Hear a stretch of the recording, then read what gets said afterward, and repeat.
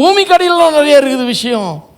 இன்னும் பூமியில் இருக்கிற காரியங்கள் பல பொருள் எடுத்து அதன் மூலமாக இன்னும் பல பொருளை உண்டாக்கலாம், அதை உண்டாக்கலாம், இதை உண்டாக்கலான்னு விஞ்ஞான ஆராய்ச்சியில் இறங்கி, தொழில்நுட்ப ஆராய்ச்சியில் இறங்கி நல்லது என்று கண்டார். தேவன் அதை நல்லது என்று கண்டார்னா அதில் நிறைய விஷயங்கள் இருக்கும் என்று எண்ணி அதை அலசி ஆராய்ந்து தேட ஆரம்பித்தார்கள்.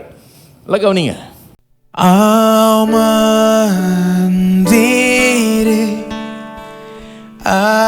அறிந்து கொள், நானே தேவன், நானே தேவன். அமர்ந்தீரு, அறிந்து.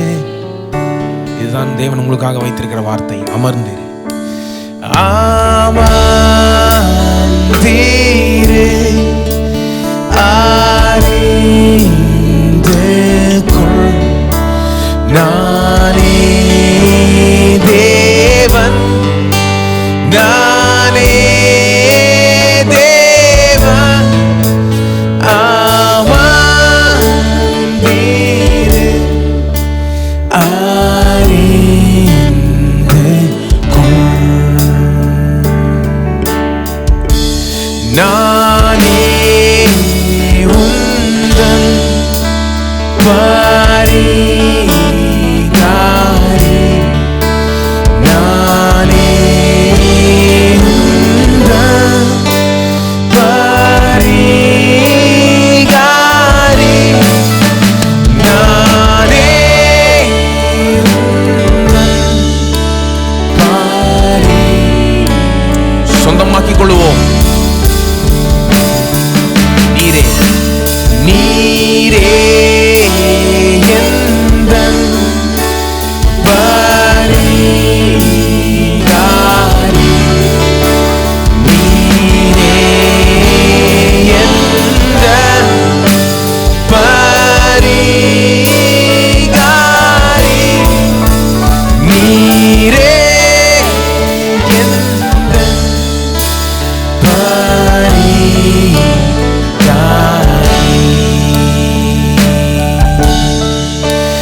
என் தேவனே, உம்மை நம்புவேன். என் தேவனே, உம்மை நம்புவேன். என் தேவனே, உம்மை திரும்ப பாடும். என் தேவனே, என் தேவனே, உம்மை, என் தேவனே, உம்மை உம்மை நம்புவோம் மாட்டோம். தேவனே, உம்மை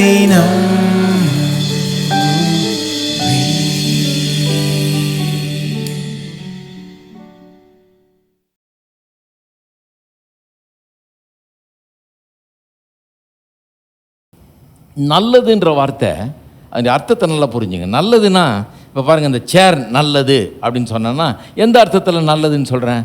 தரையில் உட்காராமல் சேரில் உட்கார்றதுக்கு வசதியாக இருக்குது, அதனால இது நல்லது. ஒரு யூட்டிலிட்டி வேல்யூ, அதனுடைய பயன் நிமித்தமாக அது நல்லது, அப்படி தான் சொல்கிறோம். ஆனால் இந்த நல்லது என்று தேவன் கண்டார்னு சொல்லியிருக்கு பாருங்கள். இப்போ அவர் சிருஷ்டித்த எல்லாத்த காரியத்தையும் குறித்து அது அந்த விதத்தில் சொல்லலையாம். வெறும் அதனால் ஏற்படக்கூடிய பயனை மனதில் வச்சு சொல்லலாம். அது இருக்குது, பயன் இருக்குது, உண்மைதான், அதனாலேயும் அது நல்லது என்று சொல்லலாம். ஆனால் வெறும் அதனால நல்லது இல்லை, அது இல்லை அங்கே பிரதானமான காரியம். என்ன வாங்க பிரதானமான காரியம்? ஏன் தேவன் நல்லது என்று கண்டார்னா எந்த விதத்தில் நல்லது என்று கண்டாராம்? அந்த சிருஷ்டிப்புகள் அவரிடத்திலிருந்து, அவருடைய உள்ளத்திலிருந்த தரிசனத்தை நிறைவேற்றும்படியாய் உண்டாக்கப்பட்ட சிருஷ்டிப்புகள், அவர் உண்டாக்கின சிருஷ்டிப்புகள். ஆகவே அவைகள் பரிசுத்தமானவைகள், சுத்தமானவைகள், அவைகள் பரிபூர்ணமானவைகள், அதிலே அவர் மகிழுகிறார். அவைகள் ஒரு பெரிய நோக்கத்தோடு உண்டாக்கப்பட்ட சிருஷ்டிப்புகள். நல்லா கவனிங்க. They are pure, they are holy, God delights in them. அவைகள் பரிசுத்தமானவைகள், சுத்தமானவைகள், பரிபூர்ணமானவைகள். தேவன் அதில் மகிழுகிறார், நம்முடைய சிருஷ்டிப்பிலே மகிழுகிறார். தேவன் எப்படி அவருடைய சிருஷ்டிப்பை கண்டு பெருமிதம் கொள்ளுகிறார், இப்படி இருக்கேன்னு அதை பற்றி பெருமை பாராட்டுகிறார்.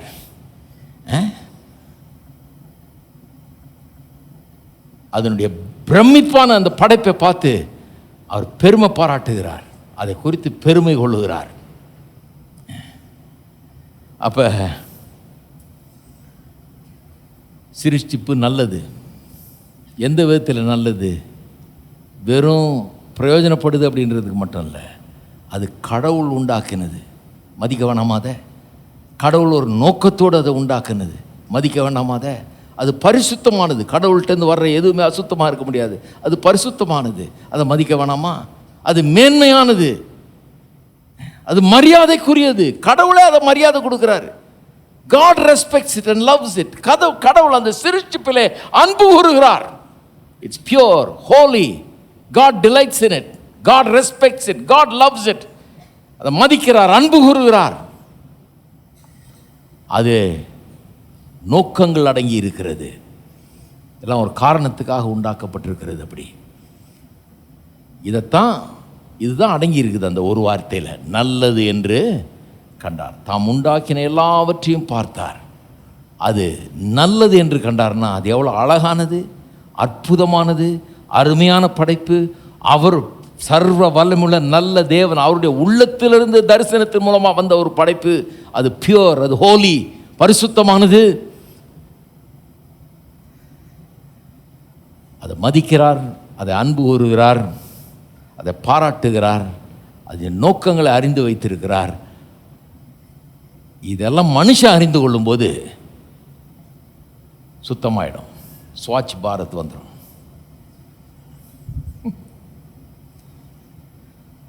அது வரைக்கும் என்ன சொன்னாலும் வராது. இந்த நல்லதுன்றத உலகத்துக்கு போதுச்சா? இது நல்லது. யாருக்கு நல்லது? எனக்கு நல்லது, உங்களுக்கு நல்லது, உங்களுக்கும் எனக்கு நல்லது. என்ன குறுகிய மனப்பான்மையோட மனுஷர்கள் வாழ்ந்துடுறாருங்க பாருங்க. வேதத்தில் பார்த்தீங்கன்னா தேவன் தம்முடைய சிருஷ்டிப்பை சொல்லி சொல்லி சொல்லி மேன்மை பாராட்டிக்கிறார். அவங்க அங்கங்க இந்த சிருஷ்டிப்புகளெல்லாம் பார்த்தீங்கன்னா தேவனுடைய அன்பு வெளிப்படுகிறது, தேவனுடைய மகிழ்ச்சி வெளிப்படுகிறது. சொல்லி சொல்லி உண்டாக்குனார். வெளிச்சம் உண்டாக கடவுது, ஆகாயவரி உண்டாக கடவுது, புல் பூண்டுகள் உண்டாக கடவுது, மீன்கள் பறவைகள் உண்டாக கடவுது, சூரியன் சந்திரன் நட்சத்திரங்கள் உண்டாக கடவுது, மிருக ஜீவன்கள் உண்டாக கடவுது அப்படின்னு சொல்லி சொல்லி சொல்லி எல்லாவற்றையும் உண்டாக்குகிறார். நம்முடைய உள்ளத்தின் ஆழத்திலிருந்து ஒரு பெரிய தரிசனத்தை வச்சுக்கிட்டு ஒரு அழகான அற்புதமான படைப்பை உண்டாக்கணும். அது ரொம்ப பிரயோஜனம் உள்ளதாக இருக்க வேண்டும், அழகாக இருக்க வேண்டும், ஆசீர்வாதமாக இருக்க வேண்டும். இதை மனுஷனுக்கு கொடுக்க வேண்டும், அதை அவன் அனுபவிக்க வேண்டும் என்கிற எண்ணத்தோடு அதை உண்டாக்கினார். அதுக்கு வருவோம். சிருஷ்டிப்பை பார்த்துட்டோம். சிருஷ்டிப்பை கடவுள் என்று நம்ம வணங்குறது கிடையாது. கடவுள் வேறு, சிருஷ்டிப்பு வேறு. ஆகவே சிருஷ்டிப்பை கடவுள்னு வணங்குறது கிடையாது. ஆனால் சிருஷ்டிப்பை மதிக்கிறோம், அதன் மேலே அன்பு பாராட்டுகிறோம், அதை மெச்சிக்கொள்ளுகிறோம், அதை மேன்மையாக நினைக்கிறோம், அதுக்கு மரியாதை கொடுக்கிறோம், அதை அண்ணாந்து பார்க்கிறோம், அதை அழகை ரசிக்கிறோம், அதை அனுபவிக்கிறோம் இல்லையா? சரி, இதெல்லாம் யாருக்காக உண்டாக்குனாரு? மனுஷனுக்காக உண்டாக்குனார். அதை உண்டாக்கும் போது எப்படி சொல்லி உண்டாக்குறார் பாருங்க. 26ஆம் வசனத்தில், 1ஆம் அதிகாரம் 26ஆம் வசனத்தில் என்ன சொல்லி உண்டாக்குறார் பாருங்க. பின்பு தேவன் நமது சாயலாகவும் நமது ரூபத்தின்படி மனுஷனை உண்டாக்குவோமாக, அவர்கள் சமுத்திரத்தின் மச்சங்களையும் ஆகாயத்து பறவைகளையும் மிருக ஜீவனையும் பூமி அனைத்தையும் பூமியின் மேல் வரும் சகல பிராணிகளையும், அதாவது இப்போ உண்டாக்கின அத்தனை பொருள்களையும் அத்தனை காரியங்களையும் ஆழக்கடவர்கள் என்றார். ஆழக்கடவுள் என்றார். ஆழக்கடவுள்னா என்ன அர்த்தம்? ஆழக்கடவுள்னா அர்த்தத்தை புரிஞ்சுக்கணும் பாருங்க. மனுஷனை உண்டாக்குவோமாக, அவனை நமது சாயலில் நமது ரூபத்தின்படி உண்டாக்குவோமாக, அவள் ஆழக்கடவுள் என்றார். இந்த ஆளுவது என்றால் இதெல்லாம் மனுஷனுக்கு சொந்தமாகட்டும், அவன் இதை கொண்டு சௌகரியமாக வாழட்டும், இதெல்லாம் அனுபவிக்கட்டும், இதெல்லாம் பயன்படுத்தி கொள்ளட்டும், இது அவனுக்கு எல்லா சௌகரியத்தையும் வசதியும் கொண்டு வரட்டும், கொடுக்கட்டும், இது அவனுக்கு பிரயோஜனமாக இருக்கட்டும். இதை அவன் எடுத்து பிரயோஜனப்படுத்தி கொண்டு இந்த சௌகரியத்தெல்லாம் அனுபவித்து கொண்டு வாழ்வது மட்டுமல்ல, இந்த தண்ணி, இந்த மரஞ்செடி கொடிகள், இந்த மிருக ஜீவன்கள், மீன்கள், இந்த சூரிய ஒளி, இதையெல்லாம் பயன்படுத்தி நல்ல சௌகரியமாக வாழ்கிறது மட்டும் இல்லை, இதிலிருந்து இன்னும் என்னென்ன நன்மைகளை கொண்டு வர முடியும், கண்டுபிடிக்க முடியும்னு பார்த்து அதையெல்லாம் கண்டுபிடிச்சு இன்னும் இந்த சௌகரியங்களை மேம்படுத்தி கொள்வது தான் ஆளுவது. ஆளுவதுன்னா என்ன? இதெல்லாம் கொடுக்குறாரு, இதுலேயே நிறைய நன்மைகள் இருக்குது, ஆனால் இதில் இன்னும் எத்தனை ஆயிரம் நன்மைகளை நான் எடுக்க முடியும், இதில் புதைந்து கிடக்கிற ஒளிந்து கிடக்கிற பிரயோஜனங்கள் அதெல்லாம் நான் கண்டுபிடிக்க வேணும் அப்படின்னு சொல்லி மனுஷன் போய் அதெல்லாம் கண்டுபிடிச்சி அதெல்லாம் அனுபவித்து வாழணும்னு தான் உண்டாக்குனாராம். நல்லா கவனிங்க. அதனால தான் எல்லாருமே சொல்கிறாங்க, புராட்டஸ்டன்ட் கிறிஸ்தவம் எங்கெல்லாம் பரவிச்சோ, எந்த நாடுகள்லாம் பரவிச்சோ, அந்த நாடுகள்லாம் பார்த்திங்கன்னா விஞ்ஞானமும் தொழில்நுட்பமும் பொருளாதார வசதியும் பெருக்கமும் அபரிமிதமான விதத்திலே உண்டானது என்கிறார்கள். இதெல்லாம் செக்குலர் வேர்ல்ட்லேயே அட்மிட் பண்ணுறாங்க. இது உண்மை. எங்கெல்லாம் புராட்டஸ்டன்ட் போதனை போதிக்கப்பட்டதோ, ஏன் புராட்டஸ்டன்ட் போதனைன்னு சொல்கிறேன், ஏன்னா இயேசுவுக்கு பிறகு பல நூற்றாண்டுகளாக கிறிஸ்தவத்துக்குள்ளேயே ஒரு தவறான ஒரு எம்பசிஸ் வந்துருச்சு. துறவர வாழ்க்கை எல்லாம் ஒன்றும் வேணாம், அது வேணாம், இது வேணாம், அதுதான் கிறிஸ்தவ வாழ்க்கை, அதுதான் ஆவிக்குரிய வாழ்க்கைன்னு வாழக்கூடிய காலம் ஒன்று வந்துடுச்சு. அதை மேன்மை பாராட்டி அதை பெருசாக நினச்சி அதுதான் ஆவிக்குரிய வாழ்க்கைன்னு அதை ப்ரொமோட் பண்ணாங்க எத்தனையோ நூற்றாண்டுகளாக. மார்ட்டின் லூத்தர், கால்வின் போன்றவர்கள்லாம் மறுமலர்ச்சியை உண்டாக்கி புராட்டஸ்டன்ட் சபை உருவான போது அதையெல்லாம் அந்த பின்னணியில் இருந்தவர்கள் தான் அவங்க. அதெல்லாம் வெறுத்து தள்ளி, மார்ட்டின் லூத்தர்லாம் அதிலே கடந்தவர் அவர். அதையெல்லாம் வெறுத்து தள்ளிவிட்டு அது தவறுன்னு சொல்லி வெளியே வேறு விதமாக போதிக்க ஆரம்பித்தார்கள். அந்த போதனையிலிருந்து அதன் பிறகு ஜானத்தன் எட்வர்ட்ஸ் என்ற ஒரு அமெரிக்கன் ஒருவர், அவர் நல்ல வசதியான நல்ல செழிப்பான குடும்பத்திலிருந்து வந்தவர். அவர் தான் இந்த செழிப்பில் தேவனுடைய அந்த தேவ பக்தியை கண்டார். அவர் செழிப்பில் காட்லினஸ், தேவ பக்தியே இருக்க முடியாதுன்னு சொல்லிட்டு இருந்தாங்க அந்த காலத்தில். செழிப்புக்கும் தேவ பக்திக்கும் சம்மந்தமே கிடையாது. செழிப்பு இருந்தால் கெட்டது தான் இருக்கும், அங்கே பாவம் தான் இருக்கும், அங்கே மோசமான காரியங்கள் தான் இருக்கும்னு நினச்சிட்டு இருந்தாங்க. ஆனால் அவர் ஒரு நல்ல தேவ பக்தி உள்ள குடும்பத்தில் பிறந்து நல்லா வளர்க்கப்பட்டவர், உயர்ந்த படிப்பு, ரொம்ப யங் ஏஜில் பிரின்ஸ்டன் யூனிவர்சிட்டியில் பிரசிடென்ட் ஆனார் பாருங்க. அவர் பெரிய பதவிக்கெல்லாம் வந்தார். அவர் அமெரிக்காவிலேயே உழுக்கிற அளவுக்கு ஒரு பெரிய ரிவைவல் அவர் மூலமாக உண்டானது. நல்ல பரிசுத்தமான வாழ்க்கை. ஆன்லைனில் வேணால் போய் வாசித்து பாருங்கள். அவர் சின்ன வயசுலேயே ஒரு 70 தீர்மானங்களை எடுத்தாராம். இப்படிலாம் இருப்பேன்னு சொல்லி ஒரு வாலிபனாக இருந்தபோது 70 தீர்மானங்கள், 70 ரெசல்யூஷன்ஸ் எழுதி வச்சு அதை வாழ்நாள் முழுக்க ஃபாலோ பண்ணாராம் பாருங்க அவர். அதனால் அவர் அவ்வளோ பெரிய உன்னதமான அற்புதமான ஒரு மனுஷனாக திகழ்ந்தார். நல்லா வசதியான படித்த உயர்ந்த குடும்பத்திலிருந்து வந்தவர். அவர்கிட்ட போய் இந்த பணம் கெட்டது, பொருளாதாரம் கெட்டது, வசதியான வாழ்க்கை கெட்டதுன்னா அவர் ஏற்றுக்க முடியல. அவர் சொல்கிறாரு, இது நல்லது, நல்லா கண்ணை திறந்து பாரியா, கடவுள் தானே இதை கொடுத்தாரு, ஆதியாமம் ஒன்று சரியா வாசித்து பாருன்னு அவர் ஆரம்பிச்சார் பாருங்க. அதெல்லாம் பின்னாடி வருவேன், நான் சரித்திரத்தையே எடுக்கிறேன். அவர் ஆரம்பிச்சார், கண்ணை திறந்து பாரு, ஏன் இதை கெட்டதுன்ற? கெட்டது கிடையாது, இது நல்லது, எல்லாருக்கும் இது இருக்கணும், எனக்கு மட்டும் இருந்தால் போதாது, ஏன் போதிக்கிறேன்னா எல்லாருக்கும் இது இருக்கணும், இதெல்லாம் கடவுளுடைய ஆசீர்வாதங்கள், இதை மனசார ஏற்றுக்கொள்ள வேணும், இதை நல்ல விதத்தில் அனுபவிக்க வேண்டும், பயன்படுத்த வேணும், இது அநேகருக்கு ஆசீர்வாதமாய் விளங்க வேணும், ஒரு மனுஷனும் தரித்திரத்தில் கிடைக்கக்கூடாது. இருக்கிறீங்களா? தான் புராட்டஸ்டன்ட் உபதேசம் அப்படியே ஜானத்தன் எட்வர்ட்ஸில் அது பயங்கரமாக வளர்ந்துருச்சு.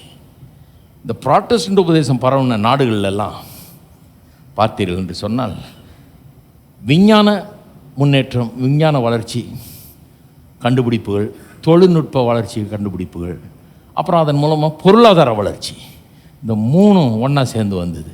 அட்வான்ஸ்மெண்ட் பயங்கரமாக வளர்ந்துருச்சு. ஏன் வளர்ந்ததுன்னு காரணம் சொல்கிறாங்க. ஏன்னா அதுக்கு புராட்டஸ்டன்ட் போதனை காரணம். புராட்டஸ்டன்ட் போதனை என்ன?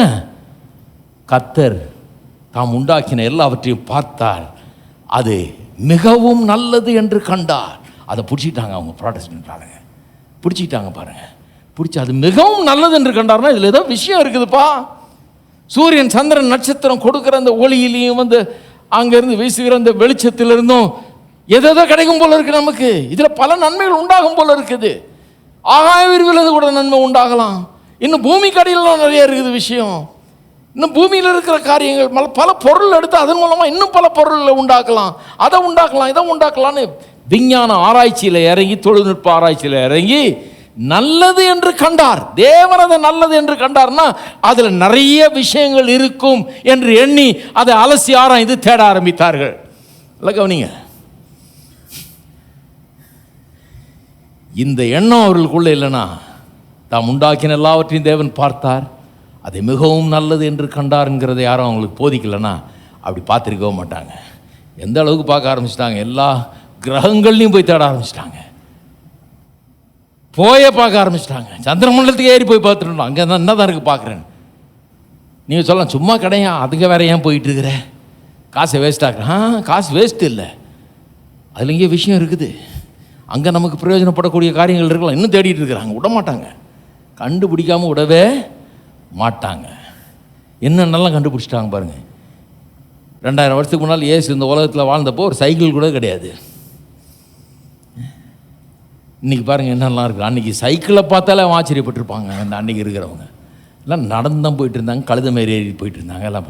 இன்றைக்கி பாருங்கள், அன்றைக்கி ஒரு சைக்கிள் இருந்தால் எவ்வளோ வேகமாக போயிருப்பார் பவுல்லாம். இன்றைக்கி பாருங்கள் காரில் போகிறோம். இப்போ கார்லேயே வந்து தானாக ஓட்டிக்கிட்டு போகிற கார் வந்துருச்சான். நம்ம ஓட்ட வேண்டியதில் ஏறி உட்காந்தா போதும், அட்ரஸை உள்ளே போட்டிங்கன்னா எங்கே போகணுமோ அங்கே போய் கரெக்டாக நிற்கும் வாசலில். நீங்கள் ஒன்றும் ஓட்ட வேண்டியதில்லை, அதுவே ஓட்டிகிட்டு போகும். இது போதுமா, இன்னும் வேணுமா?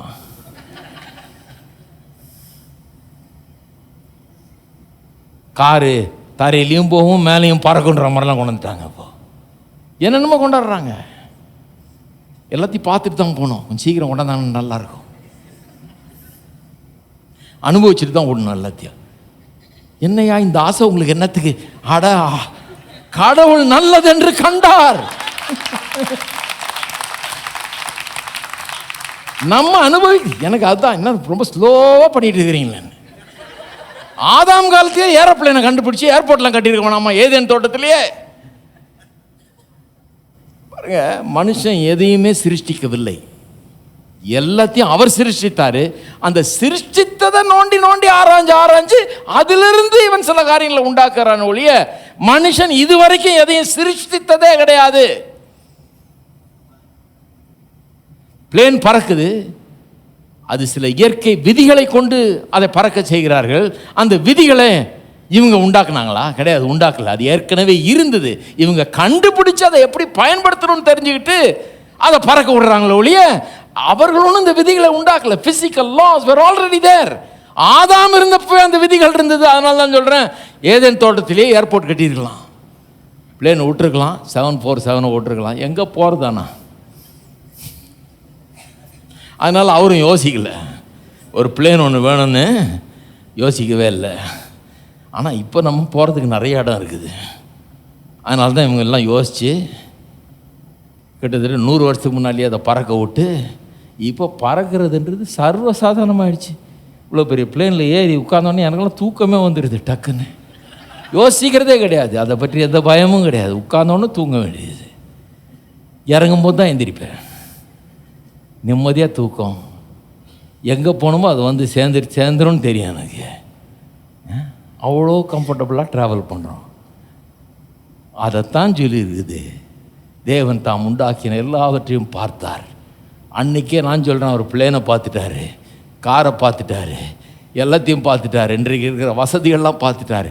இந்த தாம் உண்டாக்கின காரியங்களுக்குள்ளே இன்னும் எவ்வளவு காரியங்கள் அடங்கி இருக்கிறது, இதிலிருந்து என்னவெல்லாம் உண்டாகும், மனுஷ வாழ்க்கைக்குரிய சௌகரியங்கள்லாம் நல்ல காரியங்கள்லாம் எப்படி உண்டாகும், அவனுடைய வசதிக்காக, அவனுடைய நல்வாழ்வுக்காக இன்னும் என்னென்னலாம் இதிலிருந்து உண்டாகுங்கிறத அன்னைக்கே பார்த்துட்டார். அவர் நல்லது என்று கண்டார், அதுதான் மிகவும் நல்லது என்று கண்டார். இருக்கிறீங்களா? அது மட்டும் இல்லை, முதல்ல எல்லாத்தையும் சிரிச்சித்தார், நல்லது நல்லதுன்னு சொல்லிட்டு வந்தார். நல்லது என்று கண்டார், நல்லது என்று கண்டார் 6 தடவை சொல்கிறது. 7வது தடவை மிகவும் நல்லது என்று கண்டார். அது எப்போ? எல்லாத்தையும் சிருஷ்டித்தப்ப வெறும் நல்லதுன்னாரு.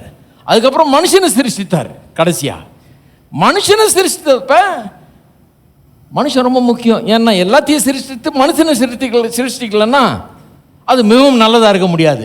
சிருஷ்டிப்பெல்லாம் நல்லது தான், ஆனால் அதை பயன்படுத்துறதுக்கு ஆள் இல்லையே. யாருக்காக இதெல்லாம் சிருஷ்டிப்பு?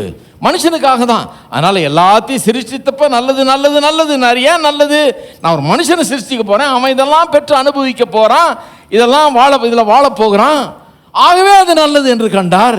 கடைசியில் சிருஷ்டித்துட்டாரு. சிருஷ்டித்து மனுஷனை பார்க்குறாரு, சிருஷ்டிப்பை பார்க்கிறாரு. தாம் சிருஷ்டித்த எல்லாத்தையும் பார்க்கிறாரு, மனுஷனையும் பார்க்கிறார், சிருஷ்டிப்பையும் பார்க்கிறாரு. மிகவும் நல்லது. இந்த காம்பினேஷன் ரொம்ப நல்லது. மனுஷன், சிருஷ்டிப்பு, நான் உண்டாக்கின எல்லாம் மனுஷன், இதெல்லாம் இவனுக்காக, இவன் எனக்காக, இவனுக்கு எல்லாம் சொந்தம், இவன் எல்லாத்தையும் அனுபவிக்க வேண்டும் என்று அவர் மிகவும் நல்லது என்று கண்டார். எல்லாம் சொல்லுங்க, ரொம்ப நல்லது. அப்போ எதை பார்த்தாலும் அப்படி பார்க்கணும். கிறிஸ்தவர்களாக இருந்தால் அதிக பிரசங்கியாக இருக்கக்கூடாது. தேவனை விட அதிமிஞ்சிய பரிசுத்தவான்லாம் இருக்கக்கூடாது. அது கெட்டது பார்த்து காராக வாங்கிட்ட, இதெல்லாம் கெடுத்து போடும். நல்லது என்று பாருங்களேன் கொஞ்சம் தயவுசெய்து. ஹலோ, நம்ம காருக்கெல்லாம் ஆசைப்படக்கூடாது. ஹலோ, இருக்கிறீங்களா? நமக்கு எதுக்கு கார்லாம் நம்ம ஆசைப்படக்கூடாது? ஏங்க, 2 வீலரில் மலையில் நனைஞ்சிக்கிட்டே 2 குழந்தைய ஏற்றிக்கிட்டு மனைவியை ஏற்றிட்டு போகணுன்னு ஆசைப்பட்றீங்களா? அப்படி போகிற ஆள் காருக்குன்னு ஆசைப்படலைன்னா நல்லா கவனிக்கணும் இந்த போதனையை. இந்த சீடியை கொஞ்சம் கொண்டு போய் கொடுங்க. தேவன் அது நல்லது என்று கண்டார். எந்த துக்கம் மாற்றி ஆடி பாட செய்தி, நிந்த இன்வஸ்தீரம் கலைந்தி. எந்த துக்கம் மாற்றி ஆடி பாட செய்தி, சந்தோஷத்தால் இடை காட்டினே. உள்ளளவும் புகழ்ந்தும்மை ஸ்தோத்தரிப்பேன், அமர்ந்திரேன் அவனியில் நானே. எந்த ஆண்டவரே, என்றென்றும் துதிகளை ஏறெடுப்பேனே. எந்த துக்கம் மாற்றி ஆடி பாட செய்தி, இந்த இன்பஸ்தீரம் கலைந்தி. எந்த துக்கம் மாற்றி ஆடி பாட செய்தி, சந்தோஷத்தால் இடை கட்டினே. உள்ளளவும் புகழ்ந்தும்மை ஸ்தோத்தரிப்பேன், அமர்ந்திரேன் அவனில் நானே. எந்த ஆண்டவரே, என்றென்றும் துதிகளை ஏறெடுப்பேனே. எந்த துக்கம் மாற்றி ஆடி பாட செய்தி, இந்த இன்பஸ்தீரம் கலைந்தி. எந்த துக்கம் மாற்றி ஆடி பாட செய்தி, சந்தோஷத்தால் இடை கட்டினே. உள்ளளவும் புகழ்ந்தும்மை ஸ்தோத்தரிப்பேன், அமர்ந்திரேன் அவனில் நானே. எந்த ஆண்டவரே, என்றென்றும் எந்த துக்கம் மாற்றி ஆடி பாட செய்தி, இந்த இன்பஸ்தீரம் கலைந்தி. எந்த துக்கம் மாற்றி ஆடி பாட செய்தி, சந்தோஷத்தால் இடை கட்டினே. உள்ளளவும் புகழ்ந்தும்மை ஸ்தோத்தரிப்பேன், அமர்ந்திரேன் அவனில் நானே. எந்த ஆண்டவரே, என்றென்றும் துதிகளை ஏறெடுப்பேனே.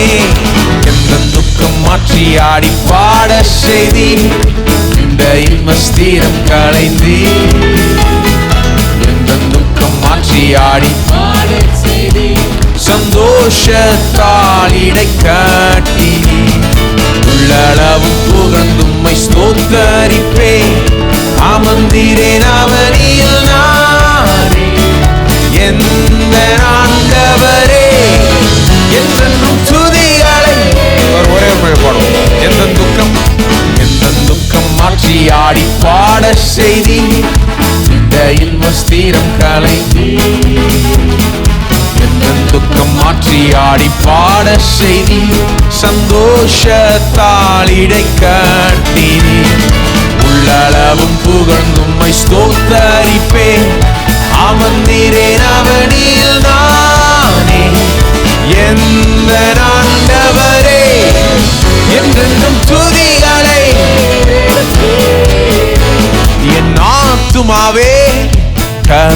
கர்த்தரை ஸ்தோத்தரி, என் முழு உள்ளமே அவர் பரிசுத்த நாமத்தை ஸ்தோத்தரி.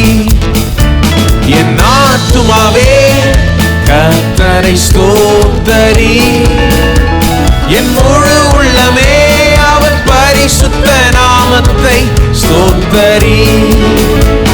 என் ஆத்துமாவே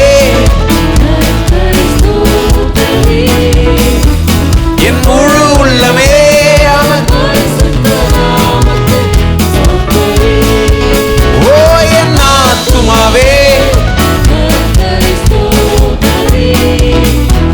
என் முழு உள்ளமே அவர் பரிசுத்த நாமத்தை.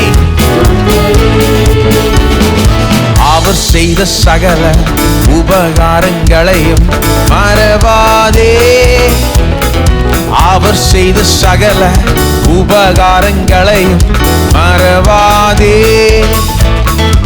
அவர் செய்த சகல உபகாரங்களையும் மறவாதே, அவர் செய்த சகல உபகாரங்களையும் மறவாதே. என் ஆத்துமாவே கர்த்தரை ஸ்தோத்தரி, என் முழு உள்ளமே அவர் பரிசுத்த நாமத்தை. என் ஆத்துமாவே கர்த்தரை ஸ்தோத்தரி, என் முழு உள்ளமே